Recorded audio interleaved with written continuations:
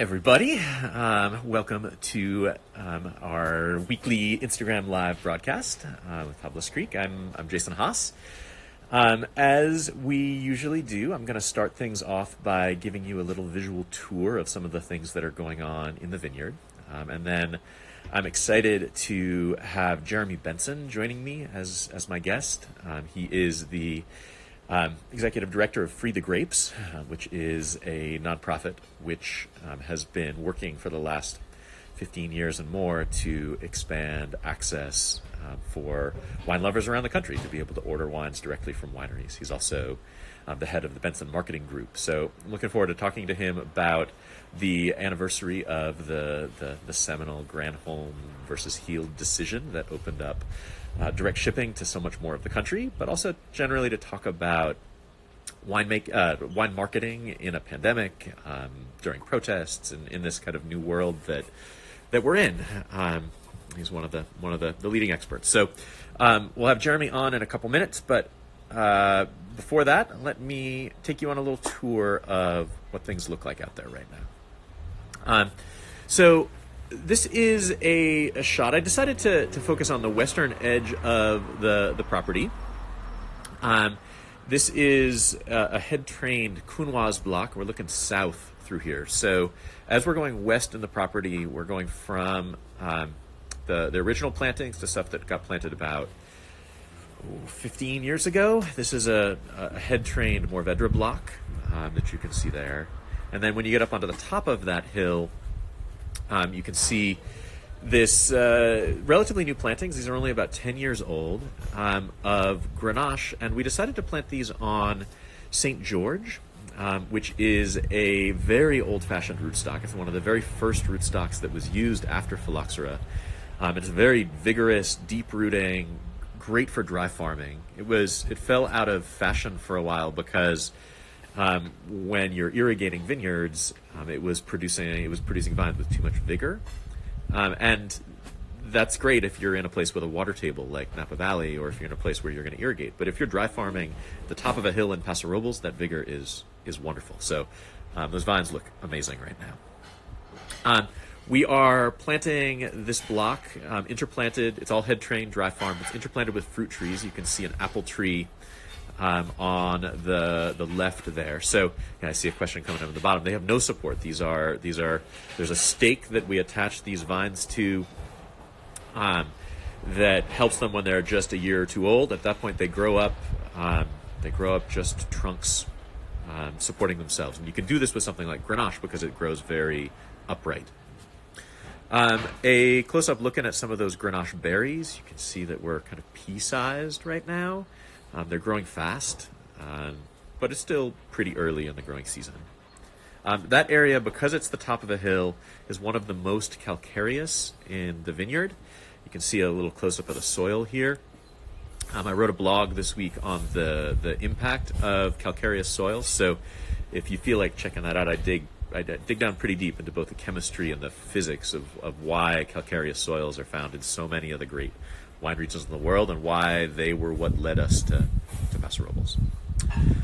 Just a couple more photos of what we have over there. We have one of my favorite Vermentino blocks. It produces about half of our Vermentino for the harvest every year, and also some of our newest varieties. So this is a close-up of the end post of a Terre Noir block. We have only about half an acre of Terre Noir, but it is one of the only half acres of Terre Noir in America. Here's a close-up of some Terre clusters. You can see them already starting to get that oval shape that's characteristic of them. So that's my quick introduction into what we're doing. Back in the tasting room, we have been open now for a little less than a week. We are super excited to have welcomed people back. Thank you, those of you who have come. It's wonderful to have you back. So in the cellar, we're continuing to blend the 2019 reds. We made the decisions on the blending about 3 weeks ago, and now we're physically putting them together. So that's That's the big story from what's going on here. So I'm going to get rid of the pictures, and I'm going to invite Jeremy now to join me. There he is, right now. Um, so the thing to look forward to for us over the next. Hey, Jeremy. Hey, Jason. How's it going? Good. How are you? Keep on going. No, it's all good. It's all good. So I gave you a little introduction at the beginning, let people know your work with Free the Grapes, and of course with Benson Marketing. But could you let people know, how did you get into wine marketing in the first place? Well, probably for many people who grew up in the 70s like me, it started with, my mom's, Gallo Hardy Burgundy huge jug underneath the kitchen sink. Made it into Biff Bourguignon and then sometimes made it into the glass, but always stayed there for 3 months or something like that. So there was some wine on the table when I was growing up. And then my dad started traveling more and getting more into wine and bringing it home. And that's how I got interested. I ended up working in marketing in Los Angeles for some brands that are within the LVMH group. And it was sort of off to the races from there, the bug bit deep. So I've been doing this ever since. Little bit of trivia for people out there who might not know that Gallo Hardy Burgundy, an awfully big chunk of that was Grenache, unacknowledged Grenache from the Central Valley, part of what was at one point 30,000 acres of Grenache planted in California that has gone down to about 5,000 acres as that really the demand for that whole category has gone away. Yeah. And where people are now planting Cabernet Sauvignon and Chardonnay and Merlot and things like that in the Central Valley. Right. So talk to me a little bit about what Benson Marketing Group does. What does a wine marketing company do?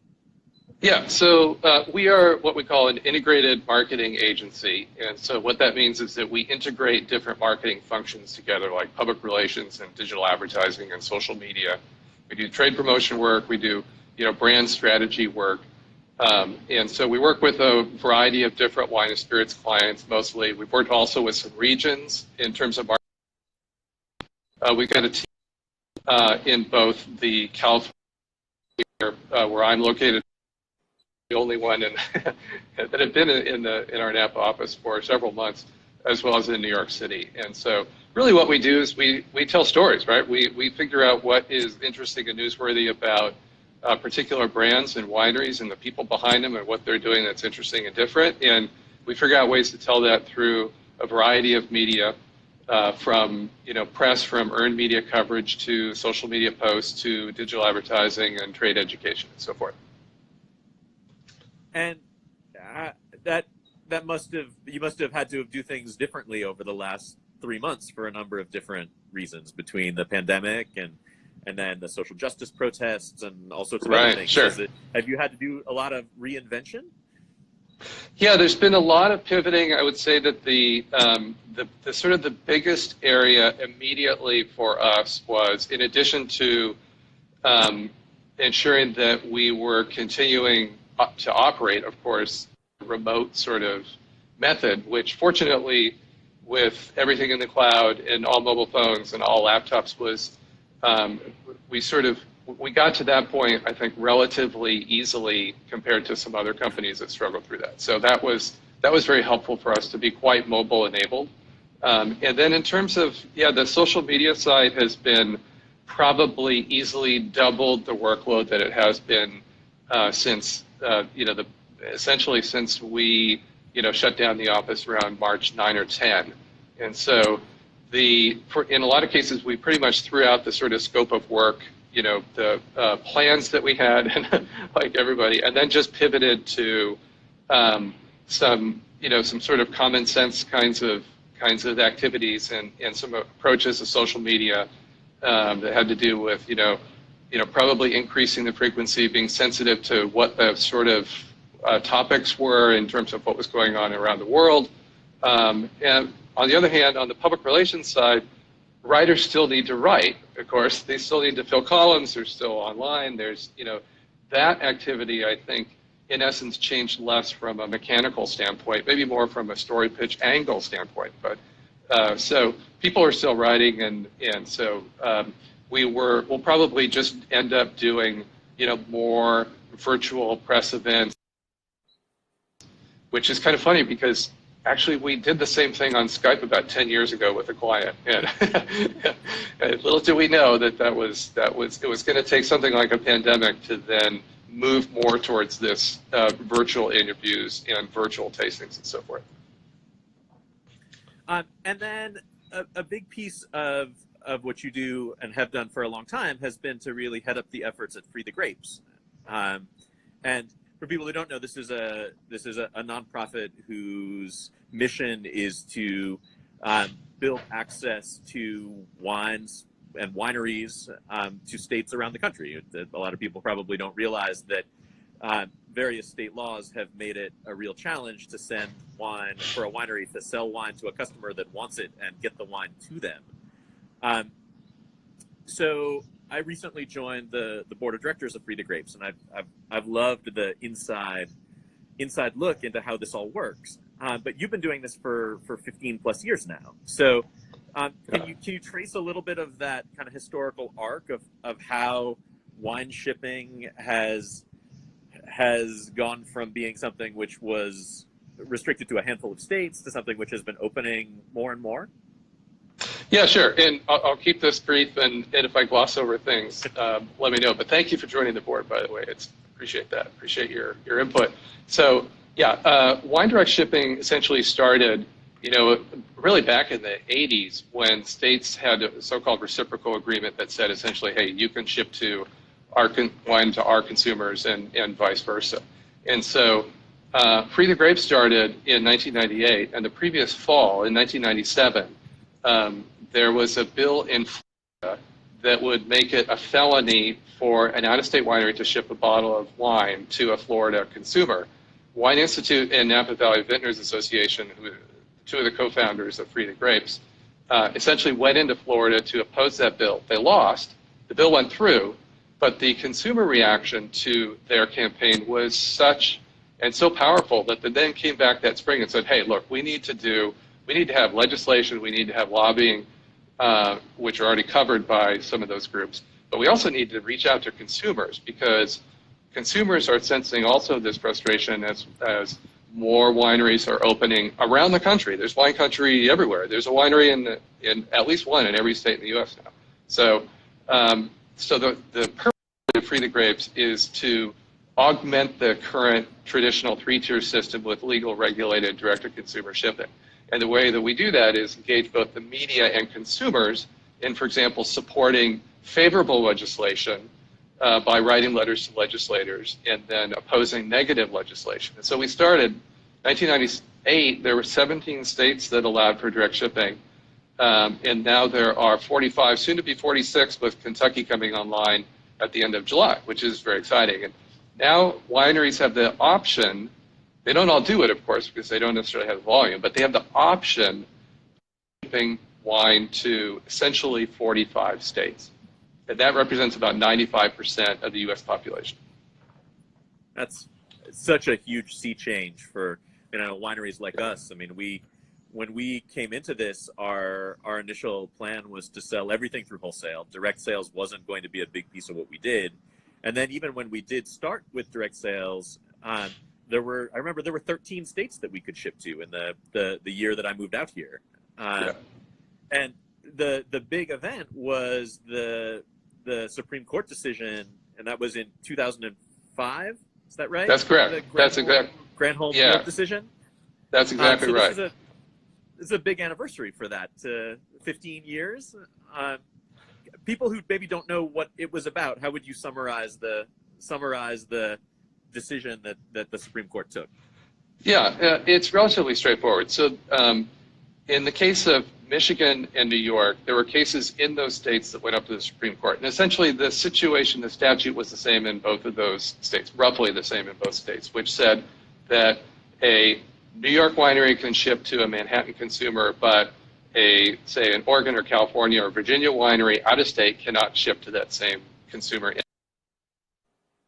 The the court then argued that the previous December in 2004, and then came out with a decision in May of 2005. And so essentially the court came out and said that you can't discriminate against a winery based on its location, and that's what these statutes were effectively supporting, is that sort of change in fair trade. And so one thing that's sometimes forgotten too, just a little tidbit, is that when the Granholm v. Heald ruling came out in 2005, there were already 27 states that allowed for some form of direct-to-consumer. The only thing that was going on, but it clearly, to your point, and you're right on, it was a huge milestone event. And of course, everyone thought, the next day that all the wineries would be able to ship to all the consumers around the United States. We had to say sort of, okay, hold on, wait a minute. What we have to do now is we have to go back into the states and pass enabling legislation, and that's what Wine Institute did, which is one of the co-founders of Free the Grapes and really the public policy organization that's been working on behalf of wineries on this issue for 35 years or something like that. So there's still a lot of grapes to be freed, right? We've still got New Jersey and Ohio ban shipments from wineries or wine companies that make over about 106,000 cases. So that's just protectionism. Rhode Island has a rule that you have to, as a consumer, you have to visit the winery first before wines can be shipped. In that if a winery has a wholesaler representative that they can't ship directly, they have to go either direct or through a wholesaler. So the shift in the sort of long arc of Free the Grapes has been to start to open up states for direct shipping that had previously banned it, to really streamlining regulations and removing the most onerous regulations that really have no public policy benefit at all. And that's one of the things that I think is so convincing about the argument, is that really this is a benefit for states. It's a benefit because they get tax revenue. It's a benefit for consumers because they get access to the products they want. And it's a benefit to wineries because they get access to customers. Really, this is a win-win-win. But a lot of the laws have been written to protect wholesalers, or what wholesalers see as their turf. And so because those are state licensed entities, they often have a lot of sway in writing state legislation. Yeah, that's right. There have been some cases where wholesalers have been supportive of these laws, like in Colorado, they worked directly with Wine Institute to get that direct shipping bill passed. And yeah, the other group that wins that isn't necessarily brought up in this sort of frame is actually the wholesalers, because we know that wineries that have a robust direct-to-consumer program in a particular state typically then also have a more robust three-tier sales program through retailers and restaurants. So it is really a win. True. Yeah, it's all the way around. So you guys probably have the same. Do you have the same sort of effect in some of those states where you have a good direct-to-consumer program going? Yeah, and we actually, I wrote a blog about this maybe 2 or 3 years ago. We have now, over the last 15 years, we have a whole bunch of states that we have gained the right to ship into. And of the 15 biggest states that we've gained the rights to ship into, on average, our wholesale sales have gone up 50% in the 2 years after direct shipping opened. And I'm convinced that that's because we are better able as an entity to cultivate fans there. And somebody who's enough of a fan to join our wine club, they're more likely to order the wine when they see it on a restaurant wine list, not less. So it does, it helps our wholesale sales too. Yeah, and you're looking at a case where also in terms of the actual industry, it's grown from roughly, give or take 4,000 wineries now to 10,000 wineries across the United States. And if they didn't have direct-to-consumer shipping, and a lot of that, granted, is generated through tasting room sales, but if they didn't have that, then that would make for a much more difficult sort of financial model. And those wineries then create tourism traffic. It creates opportunities for hotel revenue and local tax revenue and restaurant business and so forth. Now that's all been a bit upended, of course, with COVID, and which is the current situation that we're in. And I would like to hear you talk a little bit about that you just opened last week, and just to see where are your consumers coming from? Are they mostly local, or are you getting some people that are actually traveling? Is anybody from out of state, for example? We have not really seen anyone from out of state unless they have a second home in the area, and they've, in many cases, in the cases where that's happened, they tend to have been here for a while. Right. But we are seeing people from other parts of California. It is a lot of locals. I'm sure if you looked at our percentages compared to normal, that we'd be seeing a higher percentage of locals who are just so thrilled to have something to do, to get out of the house after being in the stay-at-home orders for 2.5 months. Yeah. So Yeah. a lot of locals, a lot of people from sort of our semi-local catchment areas, so Central Valley or like northern fringes of LA or southern edges of this like South Bay, but almost all California. Right. Yeah. I believe it. I don't think people are yet comfortable getting on an airplane for leisure travel. Yeah. But if it's driving distance, I feel like that's a different calculus. Right. Right. And you're doing all of the protocols and in terms of COVID protections, and let's see, are you wearing your face mask there is wrapped around your neck? Yeah, it's wrapped there we go. around my neck. I had. Yeah, I mean, we've tried to kind of reimagine what visiting a wine tasting room should be like in this moment. So we moved all of our tastings outside. So we're not doing any indoor tastings. Everything is outside on our patio. All of our tastings are seated because we want to give people their own spaces. We don't want them crowding up to a bar. We're doing everything in flights. So we have these cool little touchless carriers that pick up 3 glasses at a time. So we pour them in our tasting room. We pick up 3 glasses. We carry them out to people's tables, put them down without ever having to touch the glasses. Do it in flights. So it's basically a flight of 6, but we serve it 3 and 3. We have good distancing. We have all of us are masked. We ask our guests to be masked until they're sitting at a table. We have a kind of a new pattern flow of people coming in at the bottom of our patios and then being seated and checking out at the top of the patio, so you don't have people waiting to check out, waiting to check in proximity. And we moved everything to by appointment so that we can regulate the flow of customers and know that no one's going to have to wait, know that we have space for everyone. And we're giving a lot of time in between customer groups, roughly twice what we think we're going to need, so that we don't ever have to worry about, there's somebody who's there for that table, but there's still a table of 4 waiting there, and what are we going to do with them?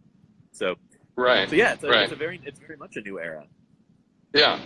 Did you find that your DTC shipment volume then went up pretty quickly after, once you got into, say, April, like a lot of wineries? Yeah, it was. I mean, we were able to sell enough wine, to ship enough wine out to entirely make up for our tasting room being closed. So it basically, if an average week last year, we would have sold like $12,000 worth of wine, phone or internet. The week in, like, if you look from the end of March to the middle of May during the height of the shutdowns, our average week was like $75,000. So it was 5 times or more what it would have been. So not enough to make up for what we lost in the wholesale side, but enough to entirely make up what we lost from having the tasting room closed, which is, I would never have thought that. I mean, so grateful to our customers for allowing that. That's fabulous. That's great. That's great to hear. And I mean, from our perspective, we really see that the, essentially the direct-to-consumer shipping in a lot of ways, and this is sort of independent of Free the Grapes, but as over time, more and more people got comfortable with having things delivered, having wine, in fact, delivered. And now, what we're seeing is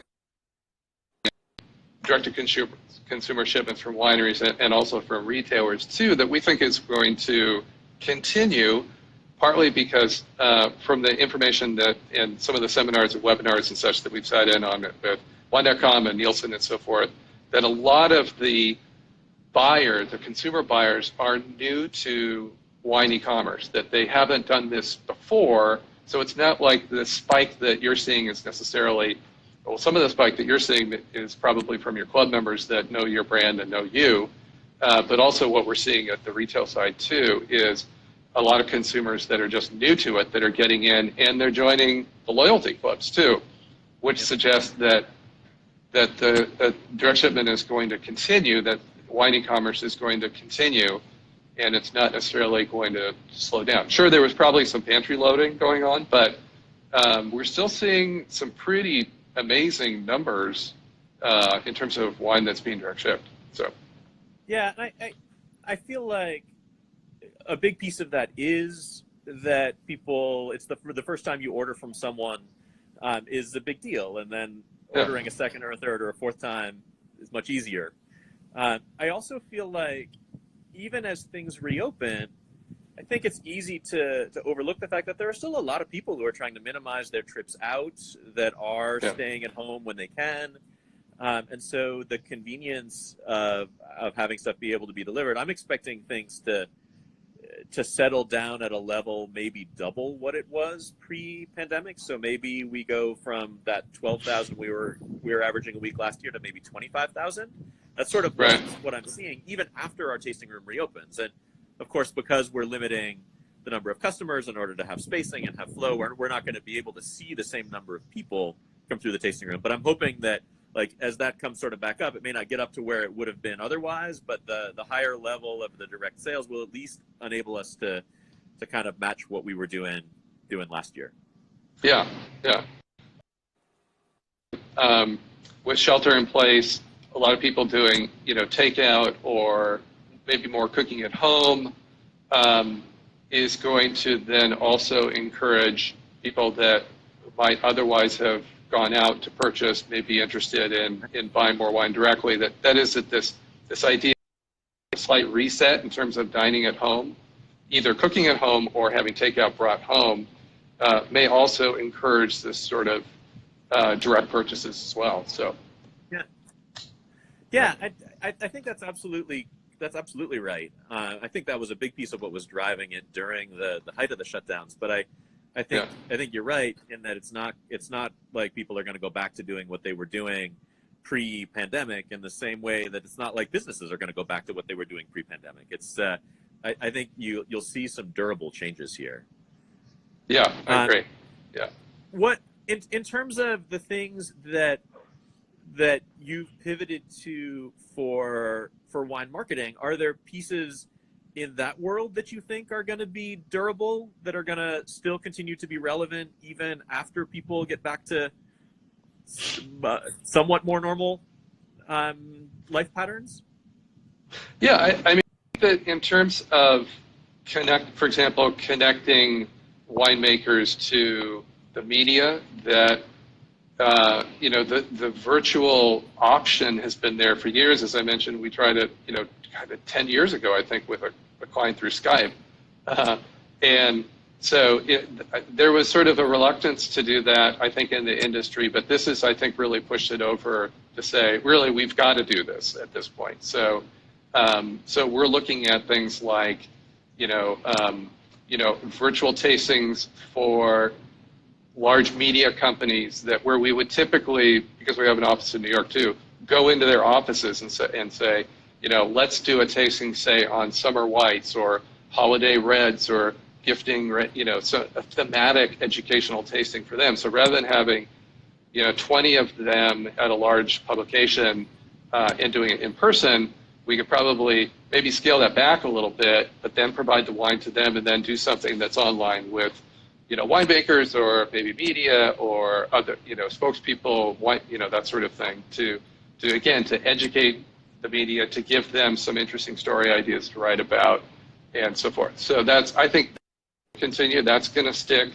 I think just the move to digital in general is sort of long overdue, and it's stating the obvious for those people that are in the digital world out there. So, and what I mean by that is, for example, looking at more geo-targeted brand advertising that goes through, say, Facebook or Instagram, for one. Number two is tying that more closely to say, to drive retail sales, because, you can, as long as you're mentioning, and typically we're looking at, if we have a post that is mentioning retailers where a particular client wine is sold, you mentioned 3 retailers, right? So that you avoid any of those favoritism kind of issues. So, but I think we're going to see more of that sticking through, because what the retailers could benefit, we want our retailer partners to succeed too. So if we can demonstrate that this local advertising is also helping to drive traffic into them, helping their takeout business, their delivery business work, then that's good. It's good for the wineries, it's good for retailers, it's good for consumers too. So again, I think that the localized digital advertising, even if it's not just pushing DTC sales, but pushing local retail sales, is something that's going to stick. Cool. Awesome. Well, we are at half an hour, which is normally where I try to wind things up. Yes. But can you let people know if they're interested in more information about Free the Grapes? How do they get that, and what sort of involvement can people do as private citizens? Yeah, it's great. So for consumers, the best way is to go to freethegrapes.org and to sign up for our email list. And what we do is we send emails periodically, especially where we're looking for help in writing a letter to a legislator. And our website is completely enabled, so it takes less than 2 minutes for a consumer to write, specifically to their legislator. They don't have to do any work. They get a sample message. So number 1, sign up for the email newsletter. We'll let you know. Number 2, take a look at the Free the Grapes Facebook page. We also post information and updates on places, what's going on in New Jersey or Ohio or Rhode Island or Delaware or whatever the state is that we're particularly targeting. So that's sort of number 1 for consumers. And then sign up for the email list. We also have a blog where we post a lot of things there for the trade. And then we will have more information in the next month or so on the Direct-to-Consumer Wine Symposium, which is